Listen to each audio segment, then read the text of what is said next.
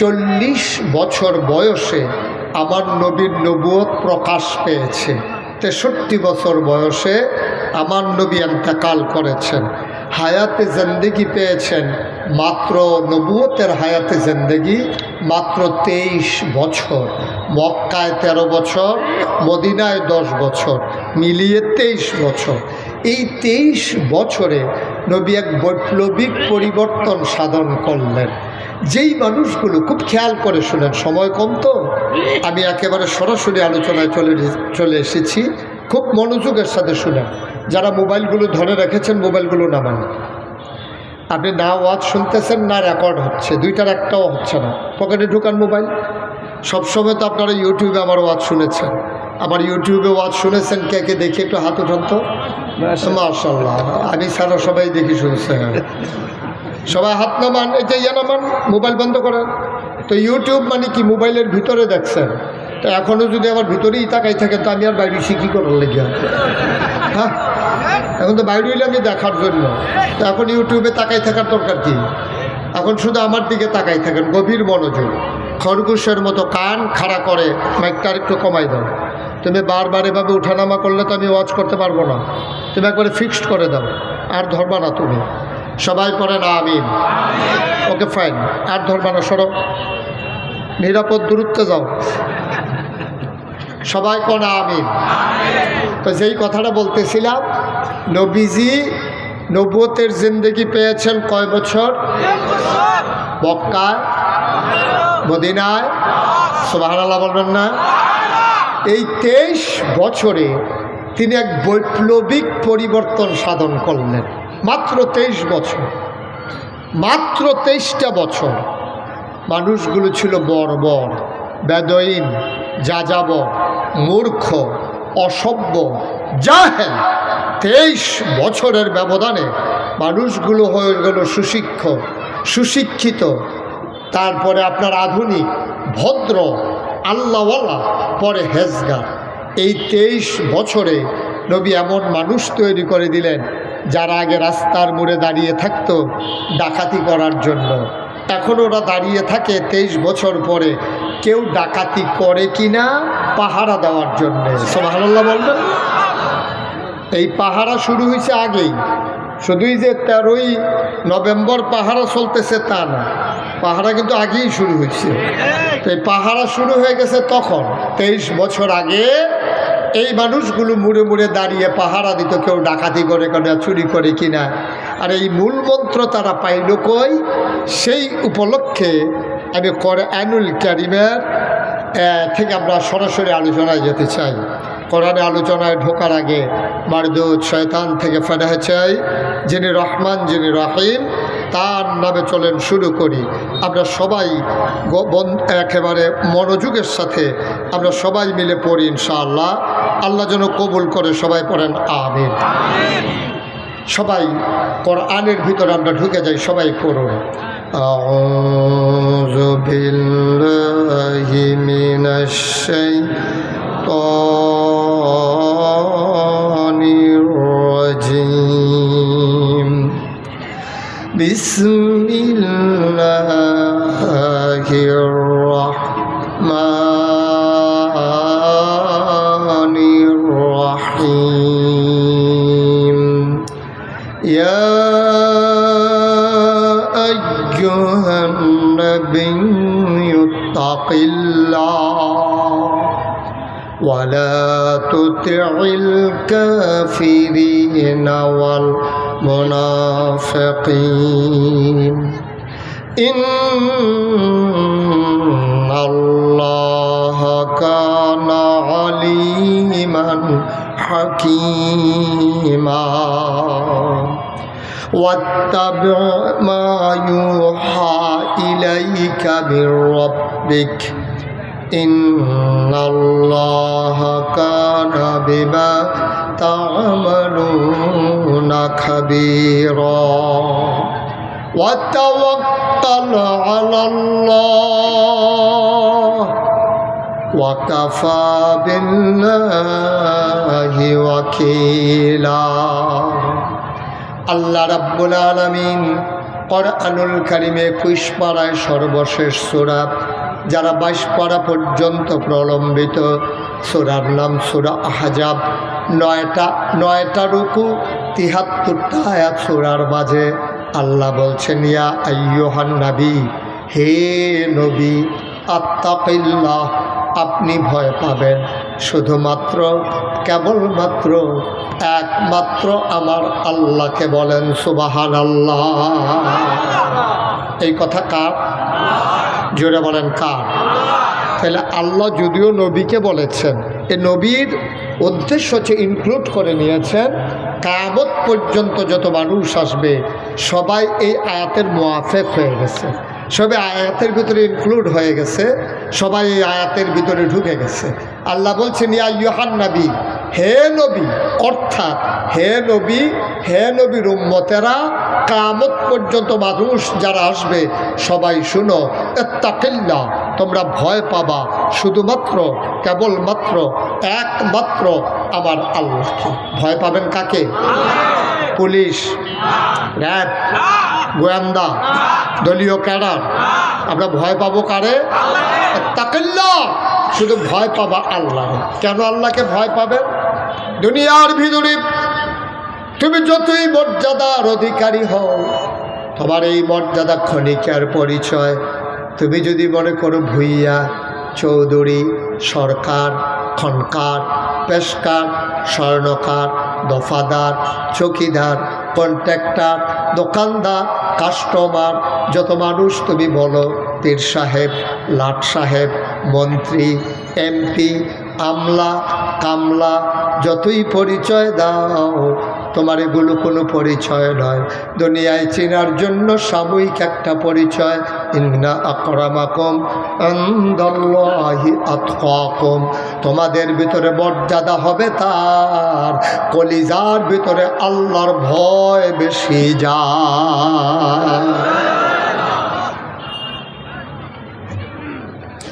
বংশ পরিচয় কোনো পরিচয় নয়, পদ পদবী কোনো পরিচয় নয়। আসল পরিচয় হইল আমরা, আপনারা, আমরা সবাই মিলে ইন্নানি মিনাল মুসলিমিন, আমাদের মূল পরিচয় হলো মুসলমান। ও বন্ধুগণ, এই আল্লাহ রাসূল সাল্লাল্লাহু আলাইহি ওয়াসাল্লাম ১৫০০ বছর আগে এইভাবে যখন দ্বীনের দাওয়াত দিলেন, তখন মানুষগুলো হয়ে গেল 2 ভাগ। কয় ভাগ? জোরে কথা কয় না, কয় ভাগ? ঘুমাই গেছেন সবাই? তো আওয়াজ করে বলতে হবে না। এখনই যদি এই আওয়াজ, তাহলে ফেব্রুয়ারির 12 তারিখে কি আওয়াজ? আওয়াজ করে বলতে হবে তো। মানুষ কয় ভাগ হয়ে গেছে? একদল আল্লাহওয়ালা, আরেক দল হয়ে গেছে শয়তানওয়ালা, একদল জান্নাতি, আরেক দল জাহান্নামী, একদল ফেরেশতার চাইতে উত্তম, আরেক দল জানোয়ারের চাইতে খারাপ, একদল জানে আরেক দল জানে না, একদল মানে আরেক দল মানে না। 2 দলের দাম কি সমান? আল্লাহ কয়, হাল ইয়াস্তাবিল্লাযীনা ইয়ালামুনা ওয়াল্লাযীনা লা ইয়ালামুন। যারা জানে, যারা জানে না, 2 দল কখনোই সমান হতে পারে না, ঠিক কিনা? আল্লাহ কয় মানুষ হয়ে গেল 2 ভাগ, একদল আল্লাহওয়ালা আর একদল শয়তানওয়ালা। 2 দলের পরিচয় আল্লাহ কোরআনুল কারিমে কত সুন্দর করে তুলে ধরলেন। আল্লাহ বলেন, একদল যারা জান্নাতি, ওদের পরিচয় রাদিয়াল্লাহু আনহুম ওয়া রাদু আনহু, তাদের ব্যাপারে আল্লাহ খুশি, আল্লাহর ব্যাপারে তারা খুশি। ওরা কারা? ওরা হলো আবু বকর, ওমর, উসমান, আলী, তালহা, জুবায়ের, আব্দুর রহমান ইবনে আউফ, সাদ ইবনে রবিয়া, অর্থাৎ নবীর আদরের সাহাবারা। ওদের ব্যাপারে আল্লাহ খুশি, আল্লাহর ব্যাপারে তারা খুশি, ঠিক কিনা? আরেক দল জানোয়ারের চাইতে খারাপ। ওরা কারা? ওয়ালাহুম কুলুবুল লা ইয়াফকাহুনা বিহা ওয়ালাহুম আয়ুনুল লা ইউবসিরুনা বিহা ওয়ালাহুম আযানুল লা ইয়াসমাউনা বিহা উলাইকা কাল আনআম বালহুম আদাল।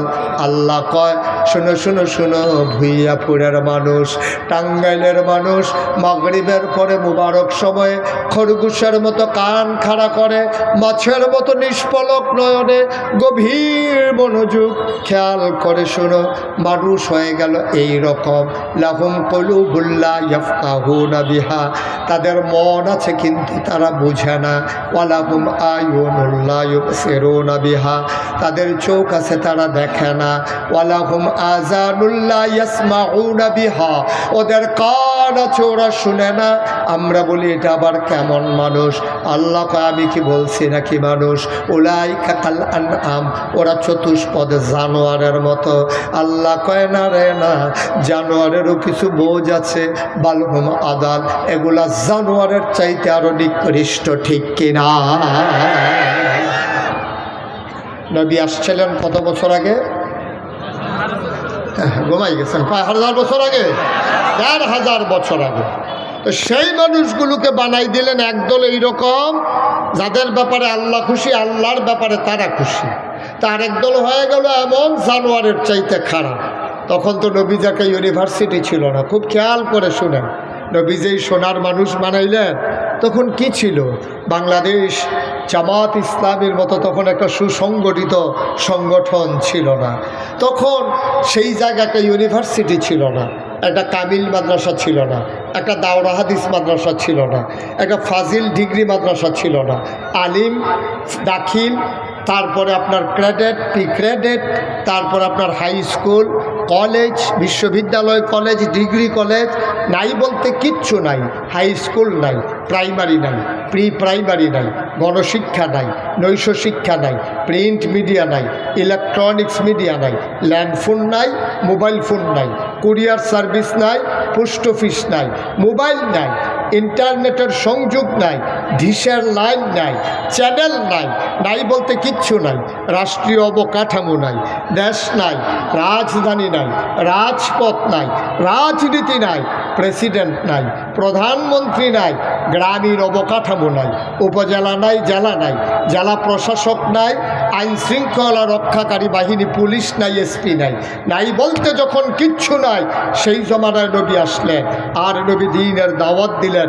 মাত্র 23 বছর, 23 বছরের ব্যবধানে যে সমাজটা তিনি বিনির্মাণ করলেন, আজও পশ্চিমা বিশ্বের মনীষী যারা America, Britain, France, Germany, Switzerland, ওখানকার বড় বড় বিশ্ববিদ্যালয়ে গবেষণা হয়। 1500 বছর আগে বর্বর যুগে মানুষ যখন চড়ত, উঠে চড়ে, মানুষ যখন যেত, ওই কবুতরের পায়ের ভিতরে চিঠি বেঁধে আদান প্রদান করত, খবরের প্রচার করত। এই মানুষগুলো নাই বলতে কিচ্ছু নাই, কেমন করে এমন সোনার মানুষ হলো? গবেষণা করে তারা দেখলো সোনার মানুষ হয়েছে দুইটা জিনিসের মাধ্যমে। একটার নাম হচ্ছে আল্লাহর বিধান, আরেকটা নাম হচ্ছে নবীর তরিকা। সুবহানাল্লাহ বলবেন। বিধান কার? তরিকা কার? আজকে 2025 সাল, একবিংশ শতাব্দীর সূচনা লগ্ন, মাত্র 1/4 ভাগ অতিবাহিত হয়েছে। এখন আমরা কম্পিউটারাইজড, এখন আমরা গ্লোবাল ভিলেজ। এখন ভুইয়াপুর স্কুলের সামনে দাঁড়াইয়া হ্যালো বললে আমেরিকা থেকে শোনা যায়। শুধু শোনা যায় না, দেখাও যায়। সেই যুগে এসে মানুষগুলো হলো বর্বর। আজকে অসভ্য মানুষ। কুকুর যা করে না, আজকে মানুষ তা করে, ঠিক কিনা? করে আমরা দেখেছি কখনো কুকুর একটা কুকুরকে কামড়িয়ে মেরে ফেলেছে এমন কোনো ইতিহাস নাই। একটা কুকুরকে 10টা কুকুর মিলে কামড়ে কামড়ে খুবলে ছিঁড়ে খেয়েছে এমন আমরা কখনো দেখি না। হয়তো ঝগড়া লাগলে 2-1টা কামড় দেয়। ওপর কুকুরটা যখন 2 পায়ের মাঝ দিয়ে ল্যাজ ঢুকাইয়া সারেন্ডার করে, তখন তাকে ছেড়ে দেয়। কিন্তু আমরা দেখলাম একবিংশ শতাব্দীর সূচনা লগ্নে গোটা বিশ্ব যখন উন্নতির চরম শিখরে আরোহণ করেছে, বাংলাদেশে সোনের বদলে যখন টিনের ঘর হয়েছে, টিনের ঘরের বদলে যখন বিল্ডিং হয়েছে, আমাদের আর্থিক স্বাবলম্বিতা আমরা অর্জন করেছি। আমাদের সন্তানেরা বিদেশে গিয়ে টাকা কামাই করে লেখাপড়ায় আমরা উন্নতি মনে করেছি। কিন্তু আমরা দেখলাম এই একবিংশ শতাব্দীর সূচনা লগ্নে খুদ রাজধানীতে, রাজপথে পথে মানুষ মানুষকে পিটিয়ে হত্যা করে, লাশের উপরে নৃত্য করে, ঠিক কিনা বলো? আমরা এই দেশে দেখেছি, কুকুর যা করে না আমরা তা করে দেখিয়েছি, শিয়াল যা করে না আমরা তা করে দেখিয়েছি। এভাবে আর সময় যাবে না, বদলে দিতে হবে সমাজ, পাল্টে দিতে হবে আমার এই সোনার বাংলাদেশ। তাহলে যেতে হবে কার কাছে?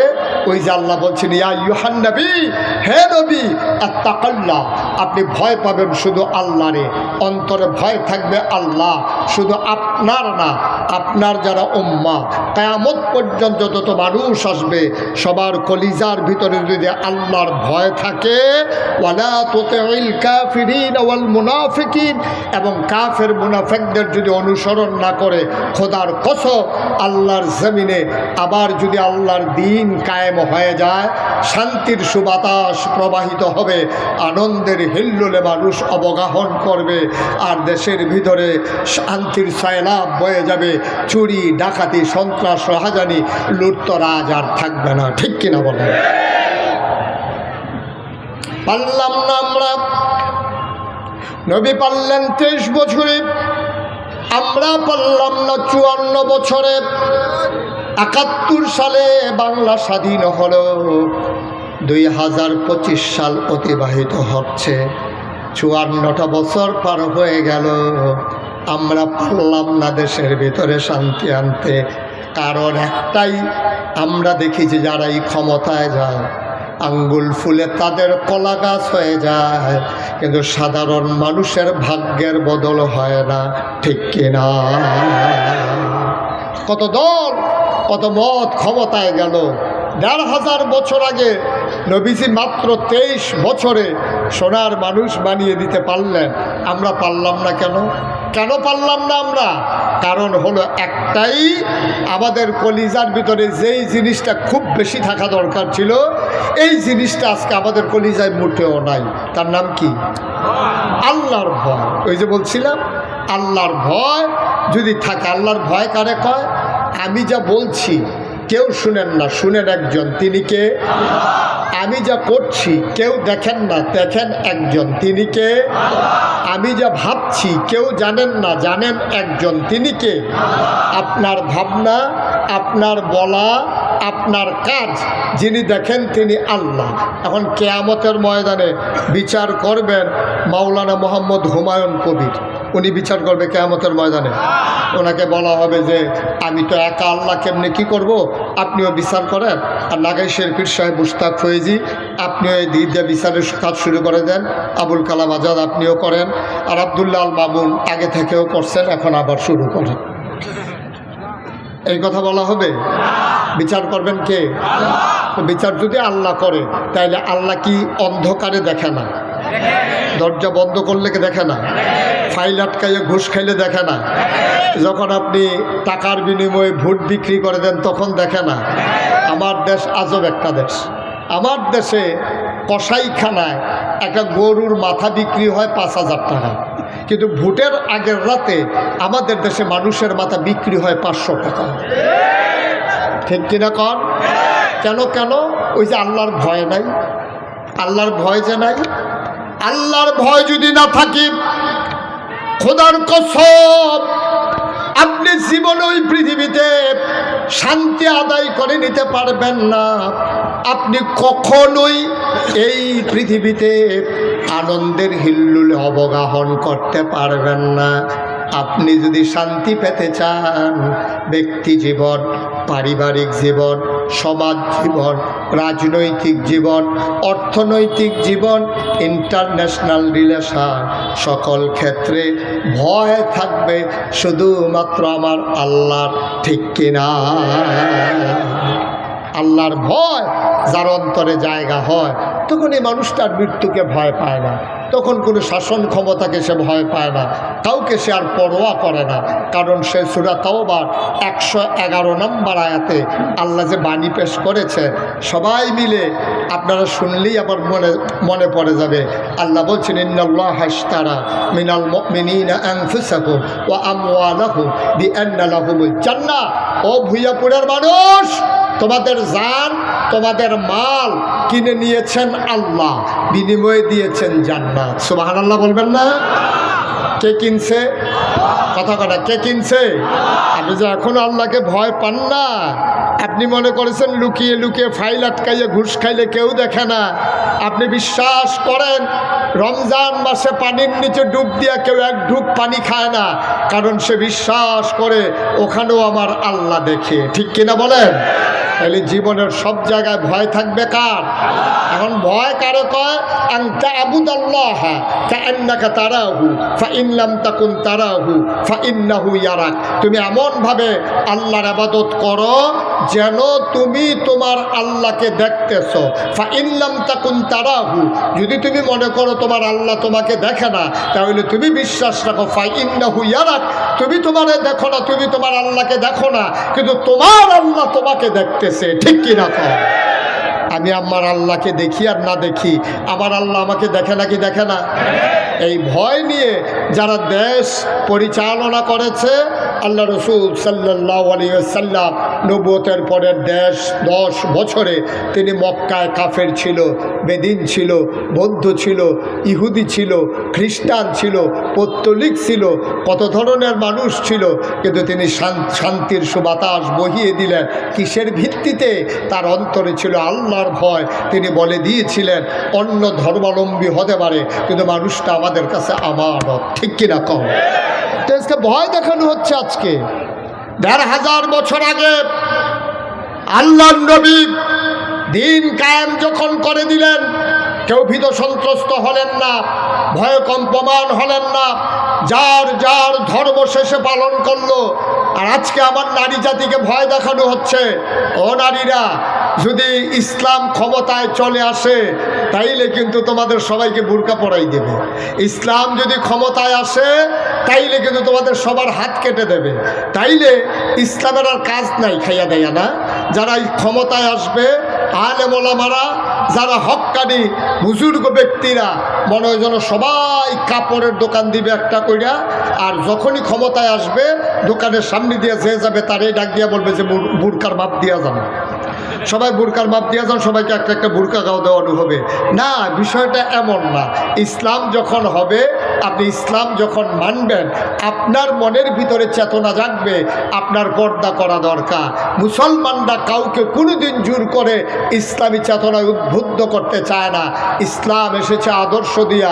আবার যদি বাংলাদেশে এই 2025-26 সালে নতুন করে যদি আবার ইসলামকে বাস্তব রূপ আমরা দিতে পারি, জোর করে কাউকে বুরকা পরানো হবে না।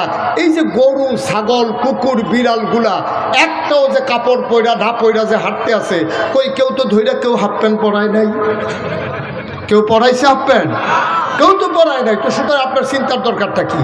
কেউ কাউকে জোর করে বুরকা পরানোর দরকার নাই। এমনি এমনি দেখবেন অটোমেটিক পরিবর্তন হয়ে যাবে। ঠিক কিনা কম? ১৫০০ বছর আগে আল্লাহর নবীর ইন্তেকাল হয়ে গেল। ক্ষমতার মসনদে আরোহণ করলেন হযরত আবু বকর সিদ্দিক। ইন্তেকাল হয়ে গেল আবু বকর সিদ্দিকের। ক্ষমতায় আসলেন ওমর। তিনি এসে ঘোষণা দিলেন, ভাইরা আমারে তোমরা ক্ষমতা দিয়েছো, প্রেসিডেন্ট বানিয়েছো, অর্ধেকটা পৃথিবীর প্রেসিডেন্ট আমি ওমর। আমার মন মতো দেশ চালাবো, আমার মন যায় চাতা করব। তোমাদের কারো কোনো কথা আছে নাকি? সব নিথর নিস্তব্ধ। ওমরের সামনে দাঁড়িয়ে কথা বলতে পারে এই সাহস কার আছে? খাপ থেকে তরবারি বের করলেন এক যুবক, উপরের দিকে উঠালেন, ডাক দিয়ে কই, ইয়া আমিরাল মুমিনিন, ইয়া খলিফাতাল মুসলিমিন, জান্নাতের সুসংবাদ প্রাপ্ত দ্বিতীয় মানুষ, যার ব্যাপারে নবী বলেছেন আনা খাতামুন নাবিয়্যিন লা নাবিয়্যা বাদি, আমি হলাম সর্বশেষ নবী, আমার পরে নবী নাই। আমার পরে যদি নবী থাকতো রে, তুই ওমর আমার পরে নবী হইতি। ইয়া আমিরাল মুমিনিন ওমর, আপনি বলেছেন ক্ষমতা পাই আপনার যা মন চায় তাই করবেন, কেউ কিছু বলবে নাকি আপনি জানতে চান? তাকায় দেখেন আমার তরবারির দিকে। খোদার কসম, আমরা কেউ কিছু বলবো না, তবে এই তরবারি এমন জোরে একটা আঘাত করবে যদি আপনি ইসলামের বাইরে চলে যান। তরবারি এমন একটা আঘাত করবে আপনার দেহ থেকে আপনার কল্লাটাকে এক কোপ দিয়া আলাদা করে দেবে। জোরে বলবেন না সুবহানাল্লাহ। ওমরের মতো মানুষের সামনে দাঁড়াই এই কথা বলা চারটিখানি কথা না, চারটিখানি কথা না। ওমরও তো সেই ওমর ঘোষণা দিয়ে দিলেন, আমার দেশের ভিতরে ফুরাত নদীর তীরে একটা কুকুর যদি না খেয়ে মারা যায়, দেখো আল্লাহওয়ালা কারে কয়, জান্নাতি মানুষ কারে কয়, ইসলাম কারে কয়, শোনো, মুখরোচক কোনো গল্প না, চোখ দাঙ্গানো কোনো কাহিনী না, মন রাঙানো কোনো ঘটনা না, বাস্তব ঘটনা। শোনো, ওমর বললেন, আমার দেশের ভিতরে একটা কুকুর যদি না খেয়ে মারা যায়, আর ফুরাত নদীর তীরে কুকুরটা যদি না খেয়ে মারা যায়, কিয়ামতের ময়দানে কুকুরটা যদি আমাকে জিজ্ঞেস করে, ওমর ওমর তোমার শাসক বলে আমি কুকুর কেন না খেয়ে মারা গেলাম, জবাব দাও, সেই দিন আমি ওমরের কোনো জবাব থাকবে না। বলেন সুবহানাল্লাহ। কি আজব কথা, দেশের ভিতরে কুকুর না খেয়ে মারা গেলে কি জবাব দেবেন, এই পেরেশানিতে ওমর অস্থির হয়ে আছেন। প্রতিদিন আশার নামাজের পরে তিনি বের হয়ে যেতেন হাতের ভিতরে চামড়ার চাবুক নিয়ে, গভীর মনোযোগ। মাঝরাত সবাই ঘুমের ভিতরে আচ্ছন্ন, কেউ জাগনা নাই। ওমর হাঁটতেছেন দুদুমরু প্রান্তর পার হয়ে একেবারে অজপাড়াগে নিবৃত পল্লীতে, বর্ডার বেল্টে সীমান্ত এলাকায়। ওমর ঘুরে ঘুরে পাহারা দেয়, কে খায় কে খায় না, কে ঘুমায় কে ঘুমায় না। ওমরের চোখে ঘুমলা, রাত জাগা পাখি ডাকে, দূরে কোথায় যেন শিয়াল ডাকে। কান পেতে ওমর শুনলেন ছোট্ট দুইটা বাচ্চার কান্নার আওয়াজ শোনা যায়। ওমর দিলেন দৌড়। পৌর মানুষ, এখনো বৃদ্ধ হন নাই, যৌবন দীপ্ত প্রাণ অতিবাহিত করেছেন। ওমরের আধা পাকা আধা কাছা চুলদাড়ি, দৌড়ে দৌড়ে দৌড়ে দৌড়ে কান্নার আওয়াজ লক্ষ্য করে চলে গেলেন। দৌড়ে গিয়ে দেখেন মরুপ্রান্তরে ছেঁড়া একটা তাঁবু, ভেতরে মিটি মিটি আলো জ্বলে।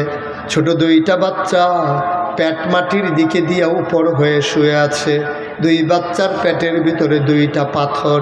বাচ্চারা ডাকে, আম্মা আম্মা আম্মা আম্মা গো, ও আম্মা, তুমি বলেছ কাফেরের দেশে খাবার নাই, মুসলমানের দেশে খাবারের অভাব নাই। সকালবেলা মদিনায় ঢুকেছ, দুপুর হলো কেউ খবর নিল না, দুপুর থেকে বিকেল হলো কারো কোনো খোঁজ নাই। আম্মা, গুধুলি লগ্ন পরন্ত বিকেল সব ঘরে ঢুকে গেল, মাঝরাত পার হয়ে গেল, আম্মা কেউ জানে না নাই, আমাদের কপালে তো খাবার নাই। কই তোমার ইসলাম, কই তোমার উমর, কে আমাদের খবর নেবে, কেউ তো নিল না।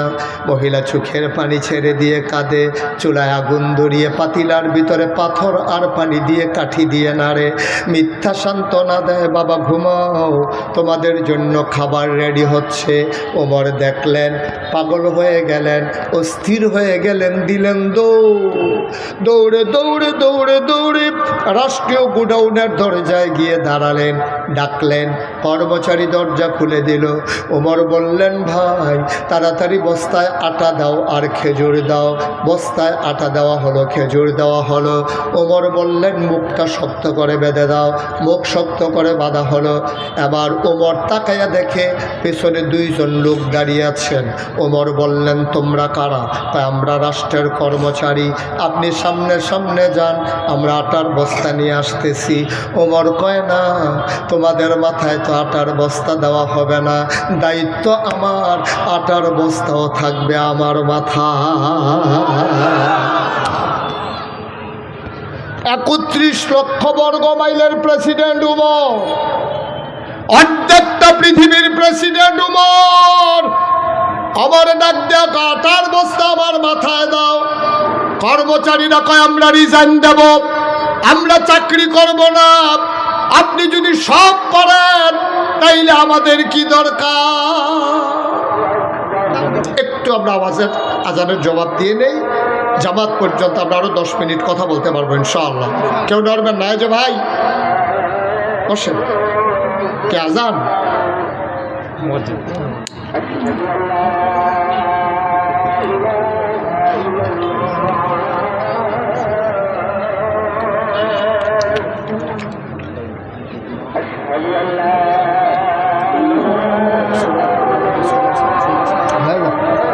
আজান হয়ে গেলে জামাত হতে একটু 15 মিনিট আছে না, 10 মিনিটের কথা শেষ করে ফেল, কিন্তু লাভ হবে না, আজান তো দিয়ে দেয়। এক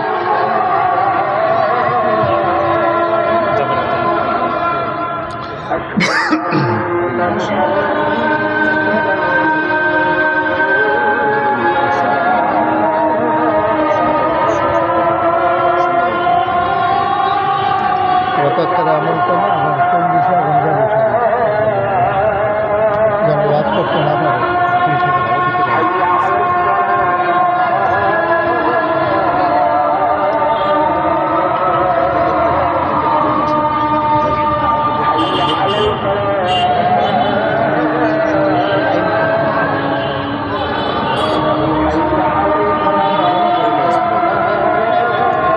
আমরা সবাই জামাতের আগেই শেষ করে দেব, ওঠার দরকার নেই, কাউকে উঠতে দিয়েন না, বুঝিয়ে বুঝিয়ে বসিয়ে রাখেন।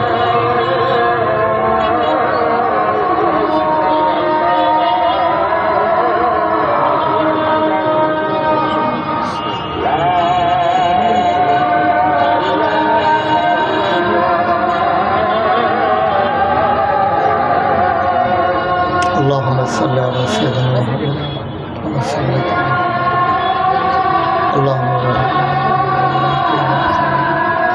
اللهم رب هذه الدعوة التامة والصلاة القائمة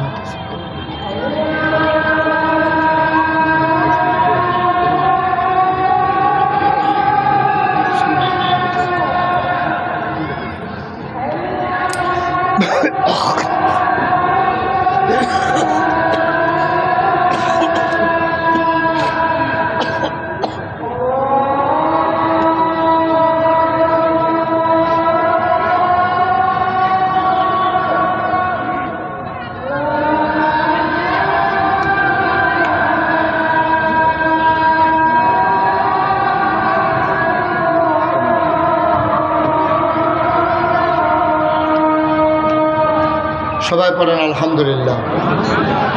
সবাই পড়ছেন? আওয়াজ কি এমন হয়? সবাই পড়েন আলহামদুলিল্লাহ জোরে, আর জোর নাই, জোরে পড়েন আলহামদুলিল্লাহ। বলেন আল্লাহু আকবার। যেই কথাটা বলছিলাম কথা মনে আছে না? হযরত ওমর তিনি বললেন, দায়িত্ব আমার, বস্তা উঠিয়ে দাও আমার মাথায়। সুবহানাল্লাহ কয় না? অর্ধ পৃথিবীর প্রেসিডেন্ট, আমিরুল মুমিনিন, খলিফাতুল মুসলিমিন, জান্নাতের সুসংবাদপ্রাপ্ত মানুষ, উনি আটার বস্তা মাথায় নিতে চায়। কর্মচারীরা বলে আমরা চাকরি ছেড়ে দেব, আমরা আর চাকরি করব না, সব যদি আপনি পারেন তাইলে আমাদেরকে কেন রাখছেন কর্মচারী হিসাবে? দরকার নাই, আমাদেরকে বিদায় করে দেন। ওমর ডাক দেয়া কয়, বস্তা নেওয়ার বুঝি খুব শখ? কয় শখ না, এটা আমাদের দায়িত্ব। ওমর এবার মুচকি হাসলেন, ডেকে বললেন, কে বস্তা নিতে চাও? 2 জন হাত উঠালেন। ওমর বললেন, আমি তো তার মাথায় বস্তা দেব কিয়ামতের ময়দানে আমার যখন গুনার একটা বস্তা হবে। কিয়ামতের ময়দানে আমি উমরের একটা গুনার বস্তা হবে। ওই গুনার বস্তাটা তোমাদের ভিতরে আমি উমরের মাথা থেকে যে নিতে রাজি হবা, সেই দিন যার যার গুনার বোঝা তার মাথায় থাকবে। তোমাদের ভিতরে কে রাজি আছো কিয়ামতের ময়দানে আমার গুনার বস্তাটা নেবা? এখন কেউ আর আগায় না। ওমর বললেন, জানতাম তোমরা কেউ আমার গুনার ভাগ নেবা না। গুনার ভাগ যেহেতু নিতে চাও না, আটার বস্তাও নেওয়ার কোনো দরকার না। দুইজন ধরে ধরে ওমরের মাথায় বস্তা উঠিয়ে দিলেন। ফেরেশতারা চিৎকার শুরু করে দিল, এটা তুমি কেমন মানুষ বানিয়েছো আল্লাহ? অর্ধ পৃথিবীর প্রেসিডেন্ট এই বুড়া মানুষটা আটার বস্তা নিয়ে দৌড়ায়। চতুর্দশী পূর্ণিমার চাঁদ, আকাশে হাসে ফকফকা জ্যোৎস্না। লজ্জা পেয়ে চারটা ব্যাগের আড়ালে লুকিয়ে গেল। ওমর দৌড়ায় দৌড়ায় দৌড়ে দৌড়ে দৌড়ে দৌড়ে ওই মরুপ্রান্তরে বর্ডার বেল্টে সীমান্ত এলাকায় চলে গেলেন। তাঁবুর দরজায় গিয়ে দাঁড়ালেন, ডাক দিলেন, আসসালামু আলাইকুম ওয়া রাহমাতুল্লাহ। মহিলা ভেতর থেকে কয়, ওয়ালাইকুম আসসালাম ওয়া রাহমাতুল্লাহ। কয় কে দরজায় দাঁড়িয়ে সালাম দেয়? ওমর কয়, আম্মা। ও আম্মা, দরজা খুলে দেখো কে আমি দাঁড়িয়ে আছি। মহিলা ভেতর থেকে কয়, কেউ আমারে আম্মা ডাইকো না, আমি আম্মা হওয়ার উপযুক্ত না। জন্ম দেওয়া দুইজন সন্তান, আজকে 3 দিন হয় খাবার দিতে পারি না, আমারে আম্মা ডাইকো না। তুমি নিশ্চয়ই মরুভূমির পথিক, নিশ্চয়ই তুমি সাহায্য চাও।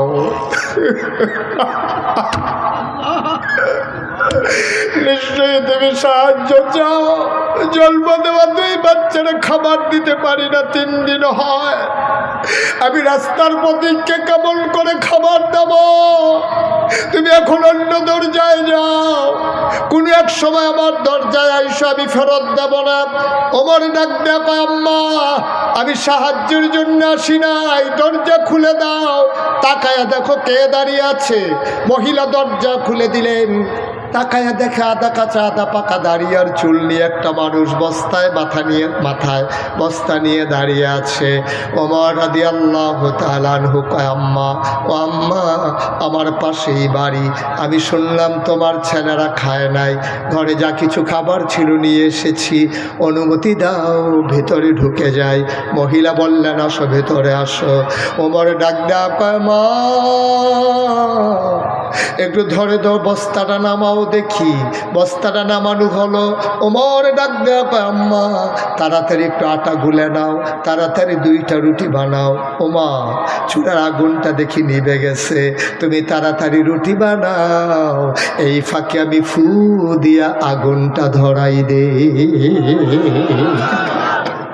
ইসলাম, ইসলাম। তুমি রুটি বানাও, আমি আগুন ধরাই। অর্ধ পৃথিবীর প্রেসিডেন্ট ওমর ফু দিয়ে আগুন ধরায় দুঃখিনী মায়ের ঘরে। মহিলা রুটি বানাইয়া ওমরের হাতে দেয়। ওমর রুটিগুলো সেঁকতেছে। 2টা রুটি বানানো হয়ে গেল। ওমর ডাক দেয়া কয়, মা ভাইদেরকে ডাকবো নাকি? তা আমার বাবারা 3 দিন ধরে খায় না, একটু ডাকো দেখি। বাচ্চারা উঠলেন। ওমর খেজুরের বিচি ফেলে রুটি টুকরা টুকরা করে, রুটির ভিতরে খেজুর দিয়া বাচ্চার মুখে দেয়। ওমর কয়, আমি লোকমা নেই একটা, মুখ চলে আসে 2টা, একটাকে ধাক্কা দিয়ে আরেকটারে লোকমা দেই। ওমর কাঁদতেছেন। মহিলা রুটি সেঁকতেছে আর তাকায়া দেখে বুড়া মানুষটা কান্দে। দাঁড়িয়ে বেয়ে টপ টপ করে পানি পড়ে। মহিলা কান্দে আর কয়, বাবা আমি জানি না তুমি কি, আমি তোমার পরিচয় জানি না, তবে এতটুকুন বুঝেছি তোমার মনে বড় মায়া। তোমার মতো মানুষ থাকতে উমর আবার খলিফা হয় কেমনে?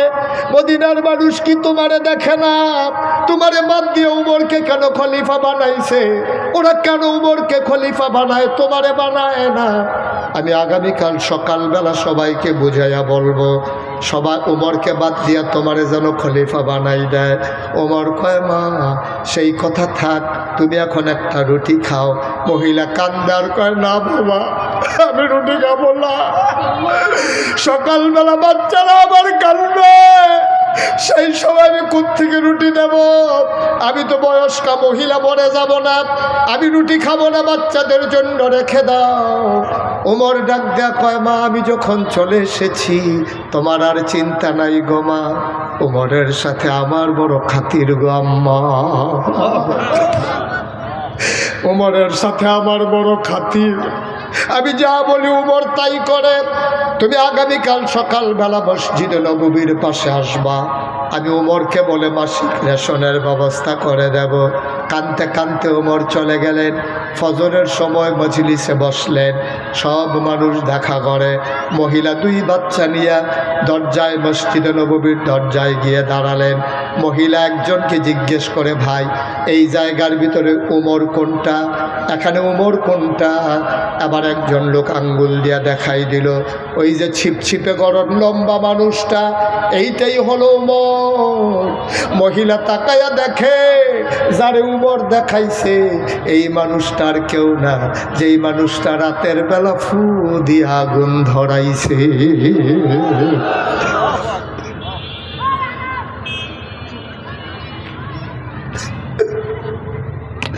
মহিলা ভয় পেয়ে গেলেন, মহিলা দিলেন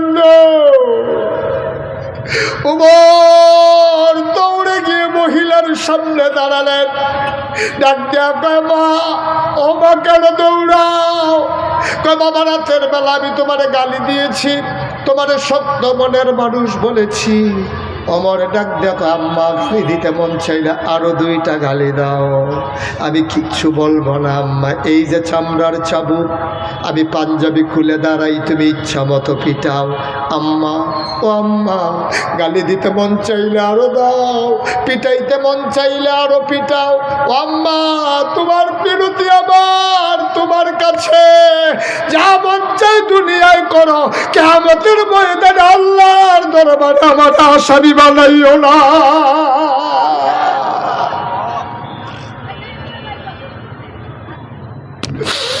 সেই সৎলোকের মানুষের শাসন আজকে বাংলা চায়। ইয়া আইয়ুহান নবী ইত্তাকিল্লাহ, ভয় থাকবে অন্তরে আল্লাহর। ওই ভয়ওয়ালা মানুষের শাসন আজকে বাংলাদেশে বড় প্রয়োজন, ঠিক কিনা? আবার যদি সেই ভয় হলা মানুষ আমরা দাঁড় করিয়ে দিতে পারি, কোরআনের বিধান যদি সমাজে কায়েম করে দিতে পারি, ওয়ালা তুতিল কাফিরিন ওয়াল মুনাফিকিন, কাফের মুনাফিকদের যদি অনুকরণ আর বন্ধু বানাই নিতে না পারি, আমরা যদি নিজের পায়ে দাঁড়াইতে পারি, আল্লাহর ভয় অন্তরে নিয়া আমার পরিবার, আমার সমাজ, আমার রাষ্ট্র, আমার দেশ, সব জায়গায় যদি আল্লাহর বিধান কায়েম করতে পারি, তাইলে আমাদের দেশ কাগজে পত্রে নয়, প্রকৃত হতে হবে সোনার বাংলা, ঠিক কিনা? আফসোস জাতির জন্য, জাতির দুষ্ট সূর্য সন্তান যারা সমাজ থেকে অনাচার দূর করতে চেয়েছিল, কোরআনের আলোকে সমাজ গঠনের লক্ষ্যে কোরআনের পাখি আল্লামা সাঈদী সারাটা জীবনভর যখন দ্বীনের কথাগুলো ছড়িয়ে দিল, জুডিশিয়াল কিলিং এর মাধ্যমে আজকে আমার সাঈদীকে জেল প্রকোষ্ঠে পরিকল্পিতভাবে হত্যা করা হয়েছে। আমরা বলে দিয়েছি এই পথে আমরা যখন নেমেছি, আমরা নামার আগেই সিদ্ধান্ত নিয়েছি, আমরা যারা আল্লাহর জমিনে আল্লাহর দ্বীন কায়েম করতে চাই, আমরা বিশ্বাস করি দ্বীনের পথে চলতে গেলে মামলা হবে, হামলা হবে, জেল জুলুম নির্যাতন হবে, প্রয়োজনে জীবন দেওয়া যাবে, ঈমান দেওয়া যাবে না। রাজি আছো কিনা? হাত তুলে দেখা।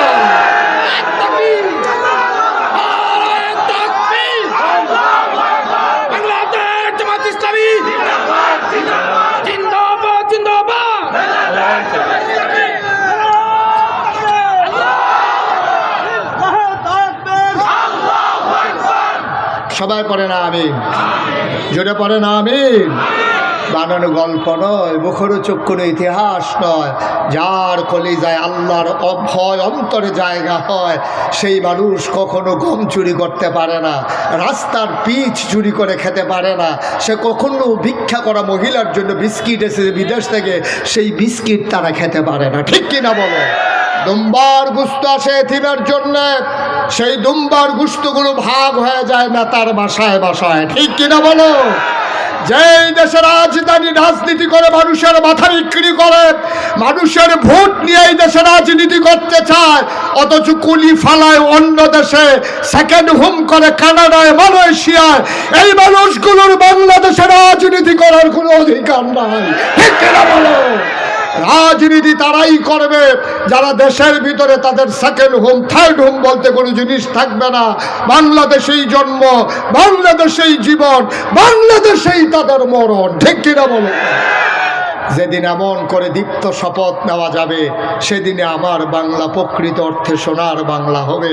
আসুন সবাই মিলে অন্তরে ভয় পয়দা করে নেই কার? কথা কয় না কার? আল্লাহর ভয় যার কলিজার ভিতরে আছে, কোনো ভয় তাকে আর পরাজিত করতে পারে না। আসুন সবাই মিলে আমরা জয়ী হয়ে যাই, মাথা উঁচু করে দাঁড়াই, চিৎকার করে গোটা পৃথিবীর মানুষকে নতুন করে জানিয়ে দিতে চাই যে কোনো ক্রাইসিস পিরিয়ড আমার কাম করার জন্যে যেমন করে অতীতে আমরা ছিলাম, বর্তমানে আছি, ভবিষ্যতেও আমরাই থাকবো ইনশাআল্লাহ। ঠিক কিনা বলেন? সুতরাং আমরা সবার জন্য সবাই মিলে দোয়া করব। দোয়ার আগে সবাই মিলে আমরা একটু এতক্ষণ আমি কাউকে বসতে বলি নাই। এখন যেহেতু দোয়া হবে, ঘাসের উপরেই বসে পড়ুন, সবাই যেমন করে হোক বসে পড়ুন। আমরা সবাই মিলে এখন তওবা করব, দোয়া করব, আল্লাহ যেন আমাদের গুনাহ মাফ করে দেয়। পড়েন আস্তাগফিরুল্লাহ রব্বি মিন কুল্লি যামবিন ওয়া আতুবু ইলাইহি লা হাওলা ওয়ালা কুওয়াতা ইল্লা বিল্লাহিল আলিয়্যিল আযীম। আমিন আমিন আমিন। কর্তৃপক্ষ স্বল্প সময়ের নোটিশে মাহফিলটার আয়োজন করেছে। ওনারা ইচ্ছে করলেও আপনাদের দ্বারে দ্বারে ঘরে ঘরে পৌঁছতে পারেনি। এখানে যারা আছেন আমরা যদি সবাই মিলে একটু সহযোগিতা করি, কর্তৃপক্ষের জন্য সহজ হয়ে যাবে ইনশাআল্লাহ। একটা লুকো বাকি থাকা যাবে না। 1,000 টাকা দিলে আপনি গরিব হবেন না। 1000 টাকা করে 100 লোক দিলে 1 লক্ষ টাকা হয়ে যায়। এখানে আমি দেখতে পাচ্ছি 1000 টাকা দেওয়ার মতো অনেক লোকই আছেন। বিসমিল্লাহ বলে পকেটে হাত দেন দেখি। আমার ভাইয়ারা আসতেছেন, আপনার হাতে হাতে নিয়ে নেন। সব